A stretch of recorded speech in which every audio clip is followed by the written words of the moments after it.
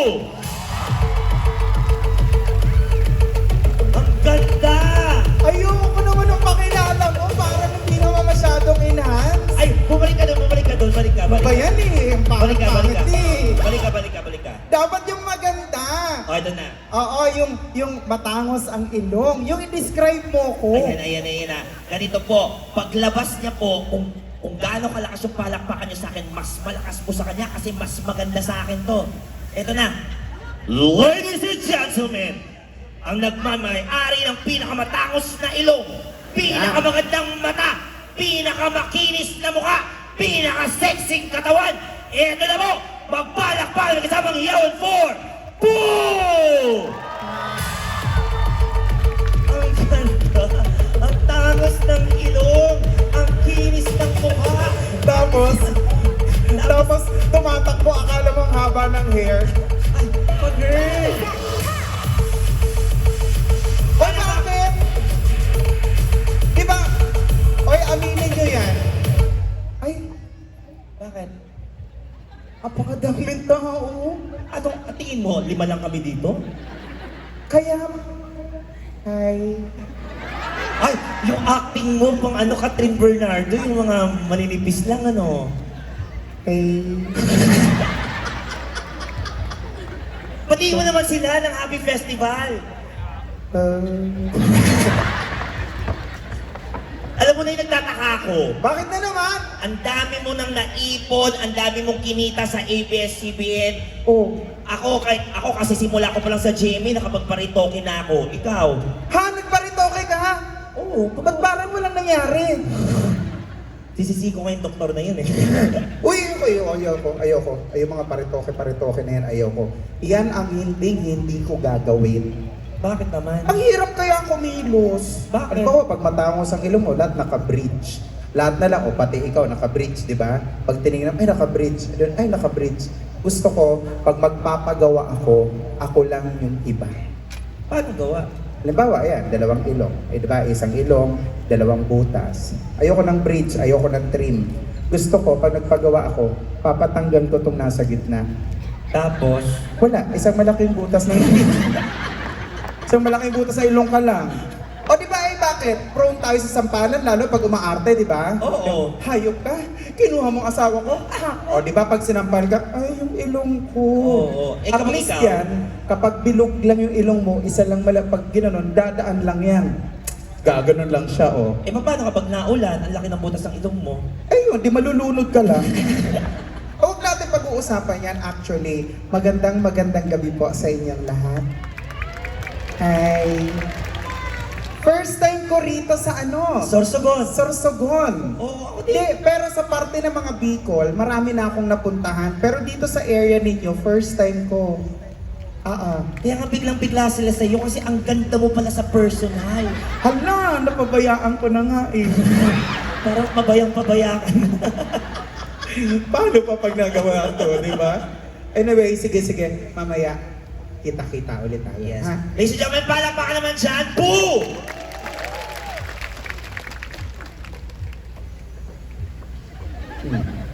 Hirap na hirap yan. Pagdating sa likod yan, babaklasin yung itlog.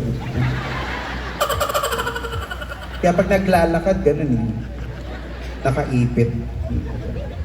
Kanina yung mga babae, di ba? Yung pagdaan ko kanina, di ba? Yung mga babae, ba't ganun, no? Pag tumatakbo yung, wait.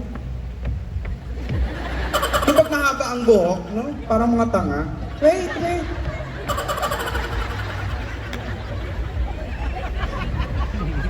Pwede naman tumakbo ng maayos. Ay, Bernard, wait. Kasi ginaganon nila yung hair nila, parang pagmamahaba. Kaya yung mga di ba, yung mga tomboy naman pag tumatakbo ganun. Kasi nakaipit dito yung mga kaya mga bakla pag tumatakbo ganun. Wala, yan ang gusto ninyo, kwentuhan ng kwentuhan. Tapos tinititigan nila, picture. Pag uwi ng bahay, delete. Maraming ganyan eh. Oh, picture. Oh, smile mo. Ang pangit pala. Isa pa mo, pangit eh. Oh, isa pa. Apa? Pangit ka talaga eh.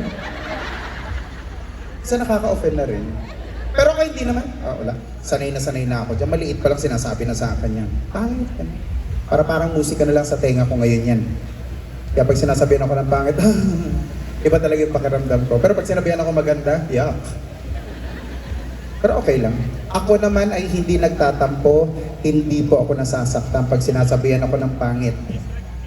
Tandaan po ninyo, ito pong pagmumukha na ito ang naging puhunan ko para makapagpatapos po ako ng mga kamag-anak ko sa kolehiyo. Totoo yan.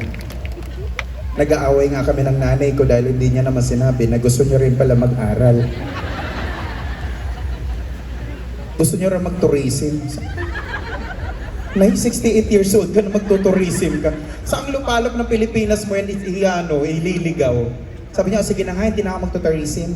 Mag-HRM na lang ako. Wow. HRM? Hotel and Restaurant Management? Hindi, may bago ngayon. Naano ko doon sa kumari ko, Hotel and Restaurant Manicure. Parlor pala ang gusto. Anyway, napakalaki po ng impact sa akin ng inyong lugar. Konting oras na lamang po, nandoon na ako sa lugar ko. Ako po ay taga Northern Samar. Di ba dadaanan to? Tapos Sorsogon, tapos Matnog. Di ba? Tapos tatawid ka Allen. Di ba? Yan, diyan ang pagawaan ng alon, di ba? Yung Matnog Allen, konting low pressure, walang makakatawid. Oo! Diyos ko, takot na takot ako dati nung maliit ako. Kaya sabi ko, naku, pag ako talaga, kahit papano nagkapera, hindi talaga ako tatawid na talaga dyan. Na-stranded kami, tapos meron yung hihinto sa gitna, di ba? Iaanod kayo. Napunta kami sa, ano ba yan? Masbate ba yan? Masbate? Malapit? Oh, di ba? Napunta kami na Masbate. Tapos, bumalik ulit kami rito. Iba-iba na, no? Pagdating dito, galing ng Lucena, Quezon, tapos dito na Bicol area, tapos Naga, tama ba? Sorsogon, Matnog, tapos Allen, di ba? Ang daming dadaanan. Tapos nag-iiba-iba na yung mga salita. No? Dito yung Marhay, di ba? Tama ba? Hindi. Tama? Marhay. Ano ba? Hindi? Oo. Sagot ng sagot. Taga rito ka ba? Dito yung Marhay nga gabi, di ba? Tama? Kasi pagtawid sa amin, maupay nga gabi. Oo, yun na. Northern Samar. Sa amin po, yung waray-waray yung tinatawag nilang matatapang na tao. Masusungit daw, matatapang. Sabi ko, hindi. Lahat ng lugar sa buong Pilipinas, maraming matatapang, depende kung paano mo pakitunguhan. Kahit naman siguro sa inyo, di ba? Dami, kung anong ginawa sa iyo, edi syempre magiging matapang ka. Sa amin mukha lang kaming matapang dahil malalakas yung mga boses. Yung tsahin ko pag ginanap niya, yung pamangkin niya, Milbo! Ay, mga demonyo ka, manunulay ko! Ang hinahanap niya, nandito lang naman. Yung manunulay parang curse sa amin. Oo. Ang dami kong i-explain sa'yo, no? Parang, gusto ba dito ka? Mag-101 tayo? Oo. Ganun sa amin. Hindi, kasi yung lugar namin, parang sa inyo, marami ring mga nyug. Tapos malala yung magkakapit-bahay, lalo sa mga baryo. Kaya uso doon ang mga sigawan. Yun yung kaya minsan napagkamalang kaming mga masusungit. Kasi malalakas ang boses. Oo, wala raw kaming kalambing-lambing. Pero pag kumanan ka naman, pagtawid mo ng Matnog, papunta naman ng Tacloban yan, di ba? Waray pa rin naman siya, Palete, Pabisaya naman dyan, di ba? Yan naman yung malalambing, tiga asa manday ka? Yan, lalo pag tumuwid ka ng Cebu, di ba? Kasi nga ni mo, anong pangalan mo? Napakay ko, himuon niya? Ayan, malambing. Pero pag pinag-uusapan ang malambing, walang tatalo sa mga Ilonggo. Yan yung mga Ilonggo, sobra the best. Pag nagtagalog ang mga Ilonggo, kaparehas lang ng tono nila yung Tagalog sa yung pagiging Ilonggo nila. Saan ka pupunta? Anong pangalan mo? Ganun siya. Anong pangalan mo? Saan ka pupunta? Ganun. May asawa ka na po? Po ang pangalan sa akin ha. Hindi po. Po. Po, may asawa ka na? Sabi ko, wala pa. Kaya minsan iniisip ko, sabi ko, siguro ang mga Ilonggo, ang mga taga Iloilo, or kaya yung ibang mga Iligaynon, yung kapare-pare sila ng salita eh. Parang wala akong naramdaman, wala man lang nabalita na krimen ng mga Ilonggo na na-headline. Ang pangit naman siguro, halimbawa, mga hold-upper, mga Ilonggo, di ba? Papasok sa bangko, bubuksan yung pintuan, lahat kayo dumapa, ito ay hold-up. Sa tingin nyo, maniniwala kaya yung tao? Kapag may kumilos sa masama, babariling ko, babang-bang. Kaya in fairness, proven ko na yan. Meron akong kasambahay dati, 12 years na nasa bahay, si Ate Beng. Hi Ate Beng. Siya po ay taga Bacolod. Ganyan siya magsalita. Sir, kakain na po. Sabi ko, sige, pupunta na ako sa baba. Ganyan na kami mag-usap. Oo, minsan kinukulan siya ng aso ko. Sabi ng aso ko, aw. Sabi ko, grabe, pare-parehas na tayo. Nagkataon yung apartment na inuupahan ko, may lumipat, taga Iloilo, mag-asawa. Mga Ilonggo, Diyos ko, hindi naman pala hindi namin alam na kaya pala lipat sila ng lipat ng bahay. Kasi laging pinapaalis, kasi away ng away. Pero one time na witness ko, sabi, parang hindi naman nag-aaway, naghahabulan ng saksak. Hinahabol ng lalaki ng patalim yung babae. Sabi ng lalaki, alam mo, papatayin kita. Sabi ko, parang papatay siya with consent. Sabi ng babae, sige, subukan mo. Natakot ako. Nakabutan sa tagiliran, nasaksa sa tagiliran yung babae. Sabi ng babae, aray ko masakit, bublog-blog. Yung dugo, ganun ang tunog, bublog-blog. Intara. Pero ganun pa man, ngayon pa lamang po ay nagpapasalamat po muna ako. Siyempre, ayan, sa kasanggayahan. Kasanggayahan. Ano ibig sabihin nun? Kasiyahan. Prosperity. Okay. Prosperity. Parang may pagka-Chinese. Prosperity. Minsan nito ko naniniwala ito, no? Mga Chinese. Pilig nila sa feng shui. Sinabihan ako dati, wag na wag kang mag-aalaga ng arwana. Masama. Sabi ko mga kapitbahay ko, meron naman May gold, may silver, lalo na kapag wala kang aquarium. Oo nga naman. Huwag ka rin magpapagawa ng 13 baitang na hagdanan kung first floor lang naman bahay mo. Naniwala naman ako sa kanila. Pero sige, kakanta. Kasi lahat kami kakanta eh. Ayaw nyo man sa hindi, kailangan ko kumanta para kompleto ang bayad ko. Kaya wala akong bayad dito. Diyos ko. Ano lang to, pamasahe lang. Kasi didiretso ako sa amin sa Samar. Kaya sabi ko, sige tanggapin na natin yan, tapos mag-land drive na lang tayo papunta. Kaya bukas magtutour ako dito, itour niyo naman ako, saan maganda? May mga beach ba dito magaganda? Oo, alam ko madami dito. Kasi ayoko nang pumunta ng Matnog, Alin, malayo na. Dito lang malapit.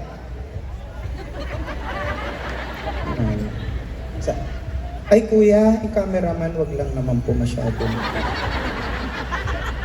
Sa iyo ba yun? Sa iyo? Huwag lang focus dito sa akin.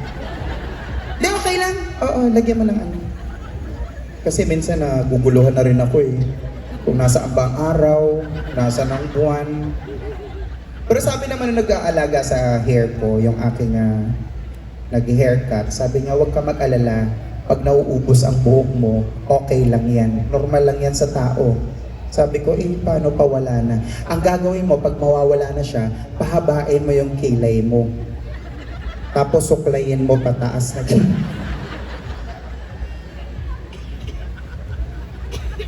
Sabi ko, kakanta ako eh. Kung ano na pag-iisip ko eh. Sige. Sige. Kakanta ko. Ito para masaya. Pindot! DJ! Everybody come on! Palamangan! Hey! Hey! Hey! Hey! Hey!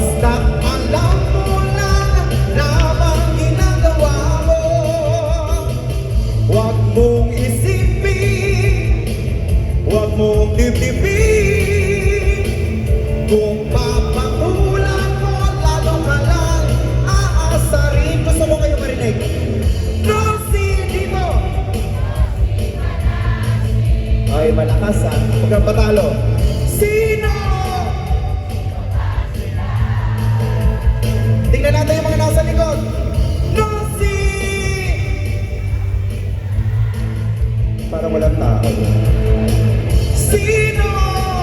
Sino ba sila? Yeah! Come on!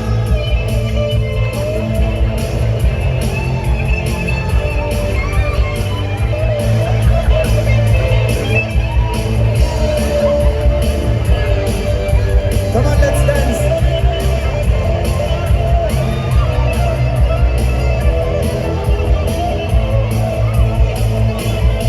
Di ba ganyan yung mga bata? Sayaw ka, sayaw! Iyo.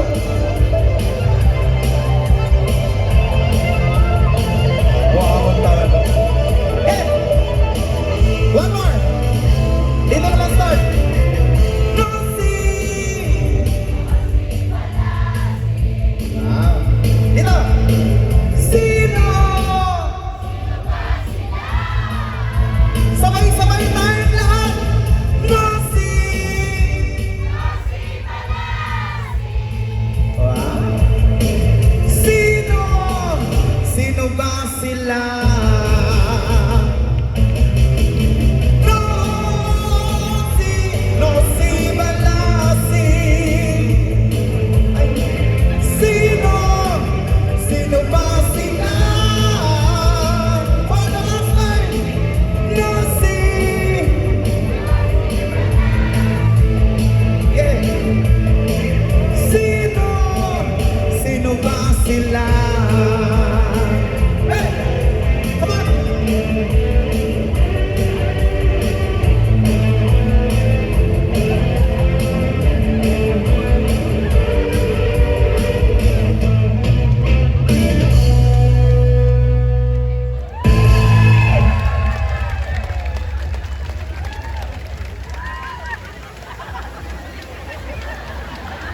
Uy! Eh, tapat niya sa akin para malamig. May electric pan eh, no? Alam mo yun ang hindi binigay sa akin? Talent. Pagsayaw. Tapos ang yabang mo pa eh, no?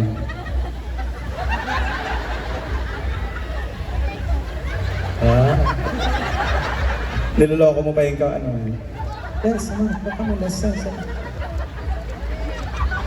Okay.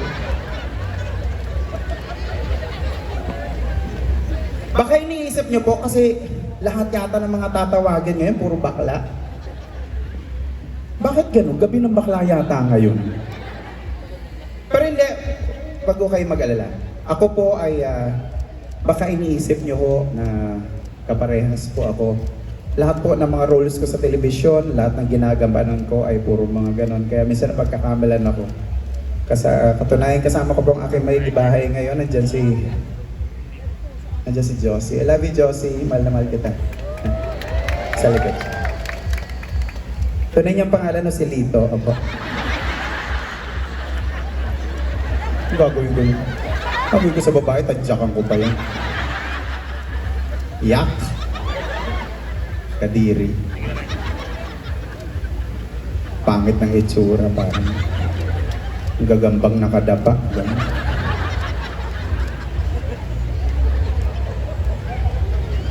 Hindi, pero alam nyo, di ba ngayon naman, napakarami ng ang dami na naming klasifikasyon sa pagiging sa LGBTQA+, ang dami-dami na namin. Hindi mo na rin kasi alam. Minsan sa puso, pero straight ka. Minsan sa isip, pero straight ka. Minsan confused ka, pero straight ka. May mga ganun eh. Pero para mapatunayan ninyo, may barkada ako dati. Sobrang iniisip ko. Pinag-uusapan namin, alam mo parang kalahi natin yan. Hindi. Hindi, itingnan mo nga itsura o lalaki. Hindi, baka nga ano. Alam mo, para malaman ninyo kung kalahi, isama nyo sa club. Sinama namin, pinainom namin, nakita namin yung lumabas. Kasi, may tugtog ka ba na, DJ? Yung pinainom namin, isang bote ng Sunbig Light, ganun. Inom. Eh, tugtugan natin, konti. Yeah. Ay, di, mabilis. Yung mabilis. Huwag yung yung ganun. Yung tugs, ganun. Oo, binigyan namin ng beer. Oh, pre, beer ka muna. Tapos, uminom. Tugs. Ganun talaga siya, oh. Sabi ko, sabi ko sa'yo. Hawak niya lang yung beer. Kunyari, ito yung beer. Nauubos. Binigyan ko, 2. Pagkainom nung 2, gumagano. Binigyan ko, 4 na. Ang dami niya na naiinom, gumagano. Diyos ko na naka-anim na, gumagano, no? Ba't mo pinatay? Nung nakakalahating case,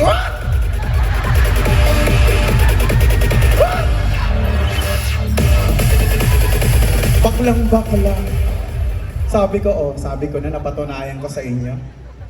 Tapos pag naglalaro, ganun. Tapos ginulat ko one time eh. Normal siya, ganun. Ginulat ko one time. Uy! Oh. Sabi ko, ay, antaray. Pero yung ganyan. Ako wala. Nagpambabae ko, nagbihis akong babae. Wala. Mukha pa rin akong lalaki.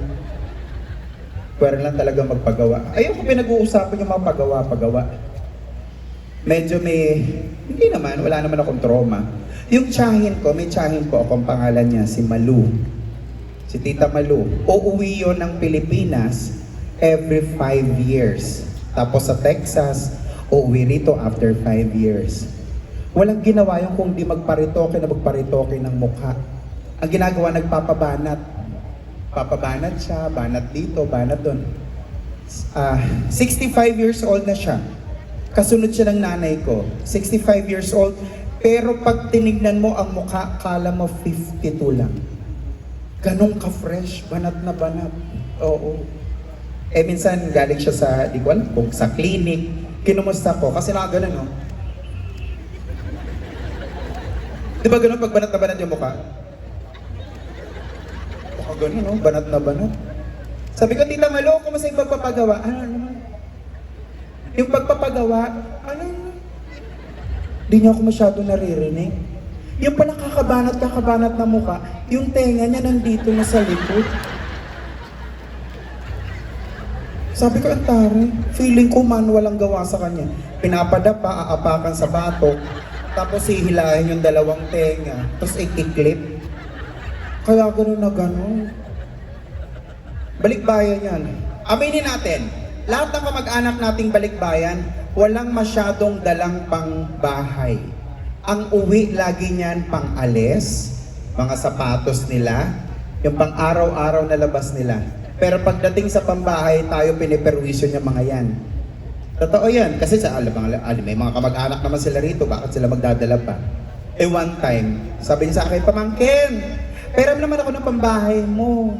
Ang pambahay ko po laging t-shirt, v-neck. Tapos yung maluwag na puti. Tapos minsan naka-boxers ka lang, isang brief lang, maluwag lang. Ay, komportable. Sinuot niya. Kinabukasan siguro dahil sa akin siya tumitira pag umuuwi. 2 lang naman kami mag-anak. Nagwalis-walis, nasa baba. Bagong gising ako, 7:00 ng umaga, bumaba ako. Tita Malu, pagbaba kong gano'n, napaakyat ulit ako. Nakita ko, nagwawalis na ganyan.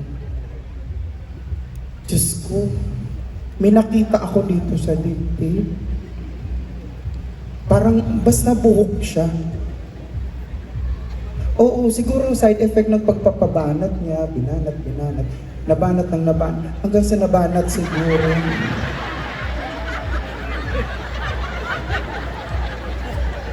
Kaya pala mataas yung dibdib, yung ano niya, yung balikat niya, yung dede niya nandito na.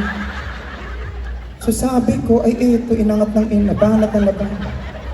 Gusto, Tita Malu, okay ba yun? Kaya pala pag umiihi siya, nakaganon lang, ha?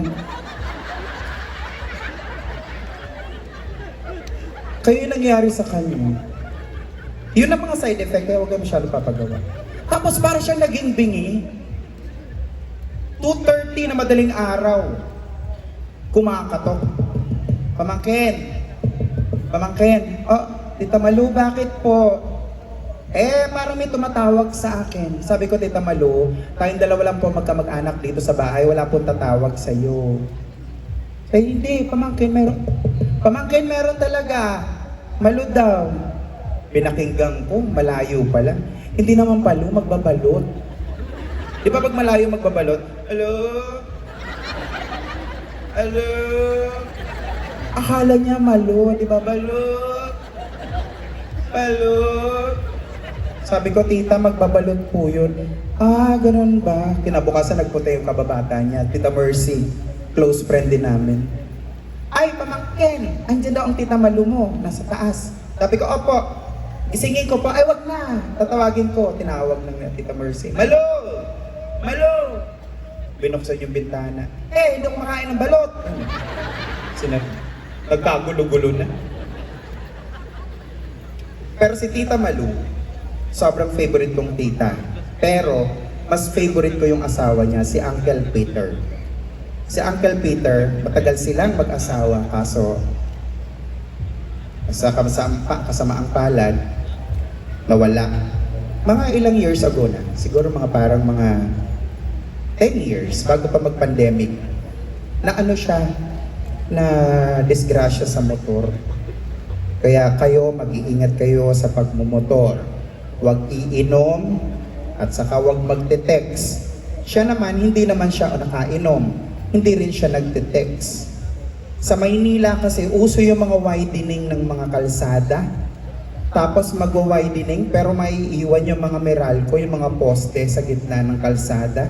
Hindi tatanggalin. One time nagmumotor siya. Nagmumotor. Mabagal lang naman, hindi niya alam na lingat siya. Poste pala. Yung gulong niya tumama sa poste, kasunod siya. So eto yung poste, ito yung gulong, ito yung ulo, dumausdos, pero hindi naman masyadong malala. Pero nawalan siya ng malay. Naririnig lang daw po, at ito pa, isa pang paalala, sa mga chismoso, sa mga bystanders, kung wala namang alam kayo, wala namang kayong alam sa first aid, wag na wag kayong lalapit sa nadidisgrasya. Nagkagulo, pinalibutan, kasi naririnig daw nila, tulong. Yan, parang tulong lang. Tulong. May isa raw nakialam, nagmarunong. Inayos, inupo. Tapos nakita niya kasi parang umikot daw yung ulo sa likod, ibinalik. Totoo, ibinalik ko. Ginanon. Narinig na lang daw nila yung tuluyang namatay yung Uncle Peter ko. Hindi naman pala umikot yung ulo. Nagmotor siya, nakabaliktad yung jacket.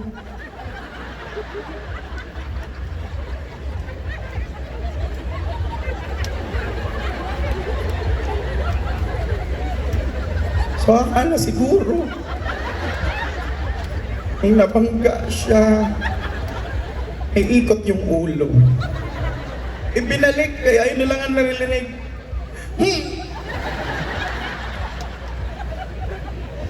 Kaya wag po kayong magmumotor na nakabaliktad ang jacket. Lalo na sa mga tricycle driver, mahilig kayong magganyan. Please, ha? Kaya wag na wag ninyong gagawin yan. Uy, pero ano? Sa Uncle Peter, yan ang marami akong natutunan dyan. Kasi, ako dati, commuter ako dati, mahilig ako sa tricycle, sa bus, sa jeep, lahat.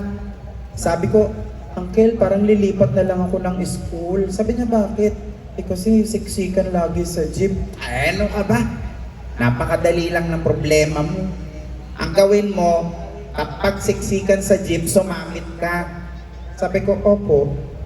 Sasabit, tapos ano po?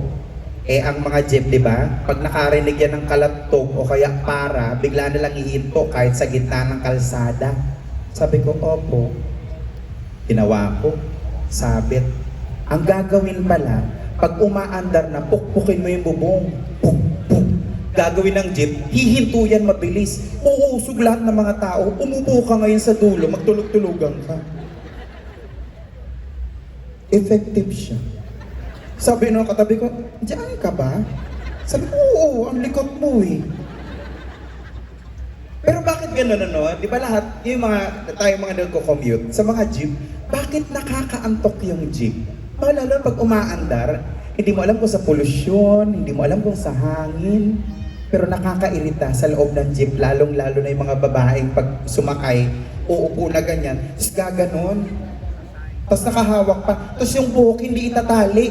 Lahat ng buhok nandito sa mukha mo, gumagano. Tapos pag sinita mo, gaganon pa. Kayo naman, yung mga babae, gaganon niya yung buhok, ha? Pero yun nga daw, nakakaantok, di ba? Pero minsan nakakahiya, nakakatulog ang ganyan, di ba? Nakaupo ka. Tapos mabibitawan mo yung kamay mo. Tapos titignan mo isa-isa kung sinong tumingin sa'yo yun. Ikaw naman na nakakita, bigla kang gaganon. Tapos tatawa ka, di ba? Kaya, no?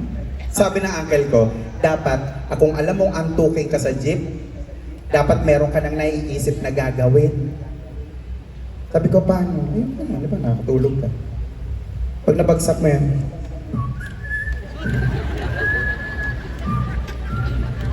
sabihin sa katabi, composer kasi ako eh. Yun. Gumagawa ako ng kanta. Kaya lang pag gaganan mo, minsan ng oras na, ay, gising ka pala. O kaya pag gaganan mo, taga saan ka? Yun. O kaya yung kaharap mo, pag gaganan. Oh. Oh, talo ka, baba. Yun, pababain mo. Kasi hindi mo siya kilala. Masarap kaya dyan. Namimiss ko yung pag sumasakay ako sa jeep, lalo na sa harap.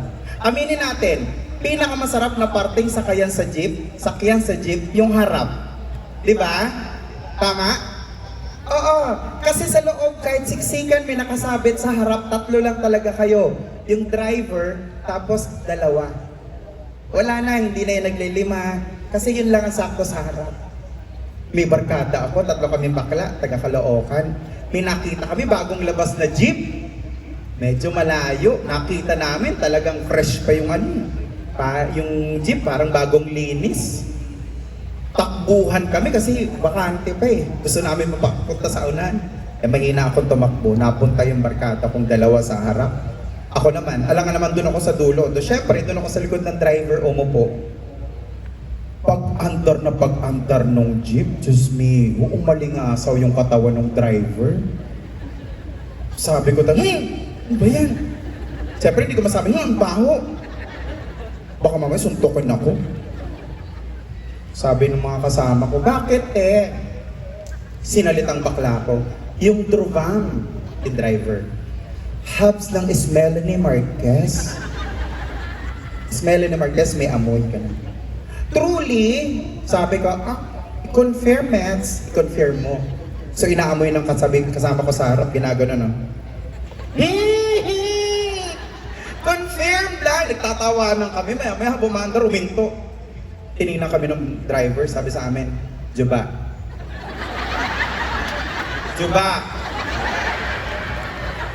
Jumuba ka, yes. Ay, Diyos ko, umalis kami, takbuhan kami. Binumura kami mga shootang ina Mets. At does she have some smell in the Marquez? Confirm! Siyempre may bagsak dapat yun. Pero sige. Kanino ba ako chumichika rito? Ano, Pipita? Pipita! Halika!